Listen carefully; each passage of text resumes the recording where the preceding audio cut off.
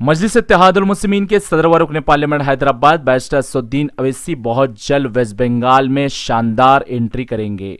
यानी मजलिस इत्तेहादुल मुस्लिमीन 2021 असेंबली इंतखाबात में हिस्सा लेंगी। तफसीलात के मुताबिक मजलिस इत्तेहादुल मुस्लिमीन के सदर व रुकन पार्लियामेंट हैदराबाद बैरिस्टर असदुद्दीन अवैसी की रिहाइशगाह पर वेस्ट बंगाल के मजलिसी जिम्मेदारों ने बैरिस्टर अवैसी से उनके मकान पर मुलाकात की और ये मुलाकात तकरीबन 3 घंटे तक चली। इस मुलाकात में कई मौज़ूआत पर बातचीत की गई और उसके बाद बैरिस्टर असदुद्दीन अवैसी ने मजलिस के साबिक़ मेयर माजिद हुसैन को वेस्ट बंगाल की जिम्मेदारी दे दी। बैरिस्टर अवैसी ने कहा है कि हम इलेक्शन ज़रूर लड़ेंगे, लेकिन हम माजिद हुसैन को जिम्मेदारी दी है और माजिद हुसैन सर्वे रिपोर्ट देने के बाद हम फैसला करेंगे। वाज़ेह है कि माजिद हुसैन को बिहार की जिम्मेदारी दी गई थी। बिहार में मजलिस इत्तेहादुल मुस्लिमीन 5 असेंबली हलकों पर शानदार कामयाबी दर्ज की और उसके बाद अब माजिद हुसैन को वेस्ट बंगाल की जिम्मेदारी दी जा रही है। वक्त कम है, लेकिन मजलिस इत्तेहादुल मुस्लिमीन की तमाम यूनिट सरगर्म होकर 2012 से वेस्ट बंगाल में काम कर रही है। अब इस मरतबा मजलिस इत्तेहादुल मुस्लिमीन वेस्ट बंगाल में पहली मरतबा हिस्सा लेने जा रही है और माजिद हुसैन को जिम्मेदारी दी गई है। और मजलिस इत्तेहादुल मुस्लिमीन की एंट्री को लेकर तमाम सियासी पार्टियों में सरगर्मी मच चुकी है और तमाम सियासी पार्टियों में हलचल भी मच चुकी है। TMC, Bharatiya Janata party, CPIM और कांग्रेस अब फिर मजलिस इत्तेहादुल मुस्लिमीन भी असेंबली इंतखाबात 2021 में हिस्सा ले रही है। अब देखना यह होगा, इंतखाबात के तारीखों के ऐलानात तो नहीं किए गए हैं। मार्च या अप्रैल में वेस्ट बंगाल में असेंबली इंतखाबात होने जा रहे हैं, लेकिन भारतीय जनता पार्टी टीएमसी भोखलाट का शिकार हो चुकी है। ममता बनर्जी तमाम लोगों को खरीदने की बात कर रही है, तो भारतीय जनता पार्टी अपना कम्युनल कार्ड खेल रही है। अब देखना यह होगा मजलिस इत्तेहादुल मुस्लिमीन की कैसी एंट्री होती है और किन असेंबली हलकों पर मजलिस इंतखाबात में हिस्सा लेती है, ये तो आने वाला वक्त ही बताएगा।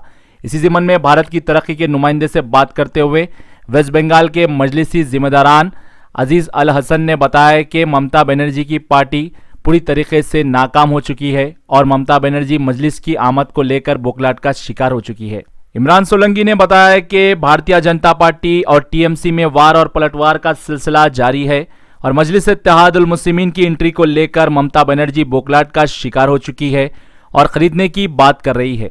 इन्होंने कहा है कि ममता बनर्जी कल तक सिर्फ मुसलमानों को इस्तेमाल कर रही थी, आज बैरिस्टर असदुद्दीन अवैसी की एंट्री को लेकर आज परेशान है। इन्होंने कहा है कि आज हर कोई बैरिस्टर असदुद्दीन अवैसी को उम्मीद भरी नज़र से देख रहा है। कोई भी मसला पेश आता है तो ऐवान पार्लियामेंट में आवाज़ किसकी अगर गरजती है तो वो बैरिस्टर असदुद्दीन अवैसी है। इन्होंने ये भी कहा है कि कई मसले हैं जो कि आज कोई हल नहीं किया जाता है। आज मुसलमानों को सिर्फ सौतेला सलूक किया जाता है।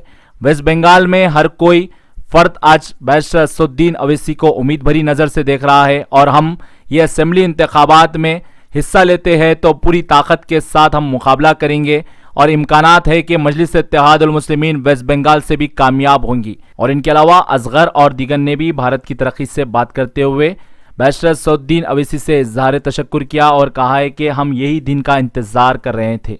इंतखाबात के तारीखों के ऐलानात तो नहीं किए गए हैं। 2021 में मार्च या अप्रैल में इंतखाबात होने जा रहे हैं, लेकिन मजलिस हिस्सा लेती है तो आज मजलिस इत्तेहादुल मुस्लिमीन के साथ हर कोई जुड़ने के लिए तैयार है। हम 2012 से मजलिस इत्तेहादुल मुस्लिमीन के लिए काम कर रहे थे, लेकिन आज हमें ये दिन देखने को मिला है क्योंकि हम ये दिन का इंतज़ार कर रहे थे और हम आज बहुत खुश हैं। तमाम लोगों ने बैरिस्टर असदुद्दीन अवैसी से इज़हार तशक्कुर किया और कहा है कि बैरिस्टर असदुद्दीन अवैसी की आमद से ही क़बल तमाम लोगों को आज बुखार चढ़ गया है और तमाम लोग आज परेशान हो रहे हैं। अब देखना यह होगा 2021 वेस्ट बंगाल असेंबली इंतखाबात में मजलिस इत्तेहादुल मुस्लिमीन कितने असेंबली हलकों पर इंतखाबात में हिस्सा लेती है और मुकाबला करती है, ये तो आने वाला वक्त ही बताएगा। ब्यूरो रिपोर्ट, भारत की तरक्की। बंगाल एआईएम जिंदाबाद, बंगाल एआईएम जिंदाबाद जिंदाबाद। कोलकाता के हावड़ा ब्रिज पर कूच करेंगे सर? नहीं, इलेक्शन लड़ना तो प्रसाद साहब मेरे लिए जरूरी है। मैं जब तक जिंदा रहूंगा मैं इलेक्शन लड़ता रहूंगा और मुझे जीतने से या हारने से कोई मतलब नहीं है, मुझे लड़ने से मतलब है और मैं लड़ूंगा। এবার বাংলাতে 2021-এ মিমের ঝান্ডা উঠবে, বাংলাতে কারো এবার সরকার হবে না, এমআইএমকে বাদ দিয়ে কেউ সরকার করতে পারবে না। এমআইএম ভালো শক্তিশালী এবার লড়াই দিবে বাংলায়। আমরা এসে গেছি হায়দ্রাবাদে, ইনশাআল্লাহ তাআলা আসাদ সাহেব তৈয়ার আছে, রেডি আছে, আমরা আসছি এবং আমাদের যিনি ইনচার্জ বানিয়ে দিয়েছেন মাজিদ হাসান সাহেব, উনিও আসছে, এসে আমাদের কমিটি বানিয়ে দেবে খুব তাড়াতাড়ি। আর ভাই যেটা বলে গেছে এর আগে, পশ্চিমবাংলার মাটি 2012 থেকে রেডি আছে, শুধু আমরা অপেক্ষায় ছিলাম। আজকে সেই দিন আমাদের, যে অপেক্ষার আমাদের শেষ, আর অপেক্ষা করার সময় নেই। बांग्ला टीएमसी बनर्जी, टीएमसी जिन्हीं है ममता बनर्जी, उनको नींद हराम हो गया है। आप लोग टेंशन मत करिए, हम लोग आ रहा हूँ। दादरी में ओवैसी बोलते हैं, अलीबुद अंसारी पे होता मोबली में सब ओवैसी बोलते हैं। तो हर मुद्दे पे, बहुत सारे मुद्दे, हर मुद्दे पे ओवैसी बोलते हैं। एनआरसी पे ओवैसी बोलते हैं, पार्लियामेंट के अंदर बिल को फाड़ देते हैं ओवैसी साहब। तो आवाम के बीच में एक ये मैसेज तो है कि असदुद्दीन ओवैसी जो है हमारे लिए हक के लड़ाई कर रहे, हमारे बोलता है। बंगाल की ख्वाहिश भी ओवैसी है। अल्हम्दुलिल्लाह बंगाल में अभी मतलब जो पहले माहौल था 7 साल जब हम लोगों ने काम शुरू किया था, और आज का जो माहौल है, ज़मीन बहुत ज़रखेज़ है मजलिस के लिए। तो मजलिस की एंट्री इस मरतबा कामयाबी की तरफ जाएंगे इंशाल्लाह, ज़रूर ज़रूर दुआ करते हैं इंशाल्लाह। जितने हम लोग जितने सीट देना चाहिए था मुसलमान के लिए वो नहीं दे रहा है। तो वहाँ पे मुसलमान का एक नस्ल ख़त्म कर दिया टीएमसी सरकार ने। इसलिए बंगाल के मुसलमान टीएमसी से थक चुका है, वो अलग प्लेटफॉर्म बनाना चाहता है। ऐसे बीजेपी का कोई फ़ायदा नहीं होगा। हम अगर नहीं लड़ेंगे तो भी बीजेपी आ जाएगा। तो अगर हम लड़ेंगे तो अपना प्लेटफॉर्म मजबूत होगा, हम हक के लिए, इंसाफ के लिए आवाज़ उठा पाएंगे। देखिए पहला मसला तो ये है कि असद साहब ने पहले कहा था बंगाल यूनिट से बात करूँगा मैं। तो आज अल्हम्दुलिल्लाह वो दिन आया।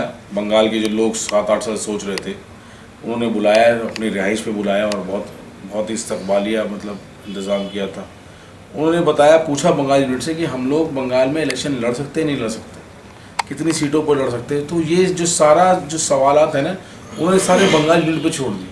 उन्होंने सारी चीज़ों कम से कम 2.5-3 घंटे मुलाकात की, हम लोगों से बात की और सारे मसले के बारे में पूछा। वो खुद पूछ रहे थे क्या फ़ायदा होना है, क्या नुकसान होता है, हमारे पार्टी लोग ठहरेंगे नहीं ठहरेंगे, सारे सब कुछ पूछ के उन्होंने एक लास्ट में एक फ़ैसला लिया कि हम लोग बंगाल में जितने भी डिस्ट्रिक्ट्स हैं, मालदा है, मुर्शिदाबाद है, दिनाजपुर है, कोलकाता है, साउथ 24 परगना है, हावड़ा डिस्ट्रिक्ट है, हुगली है, ये सब डिस्ट्रिक्ट में हम कमेटी बनाएंगे।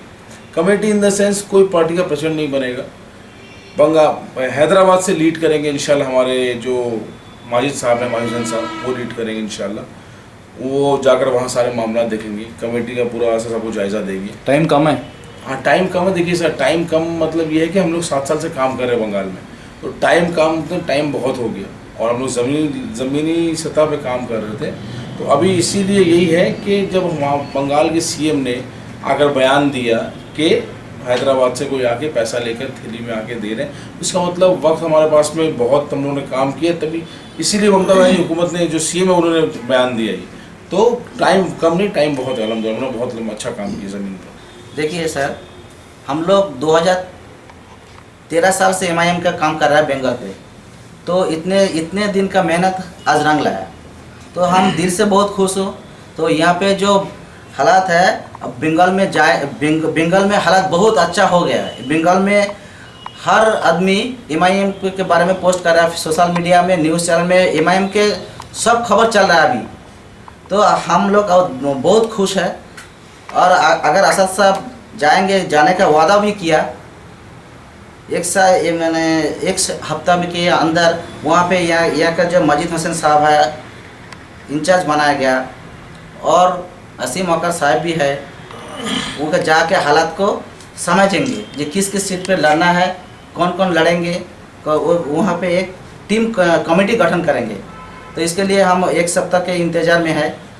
ज़्यादा जब जाएंगे तो बंगाल के हालात बहुत अच्छा हो जाएगा और पार्टी बहुत मजबूत है वहाँ पर। सुनिए, टीएमसी का विधायक जो है वो मुसलमान का वोट लेता है और लेके बीजेपी में ज्वाइन कर रहा है। आप अगर देखो बंगाल का बीजेपी का हालत, बीजेपी का जो लीडर है सब टीएमसी से जाके बीजेपी में लीडर हो गया।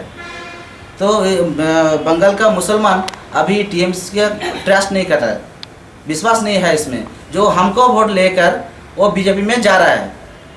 तो और टीएमसी जो है वो मुसलमान कौम का एक भी काम नहीं किया। वादा बहुत बड़ा बड़ा किया था लेकिन कोई काम नहीं किया। हम लोग वहाँ पे 30% मुस्लिम है लेकिन हम सरकारी नौकरी करते हैं 1%। हम लोग वहाँ पे जेल में है ज़्यादा मुसलमान। एम्पावरमेंट नहीं है पॉलिटिकल।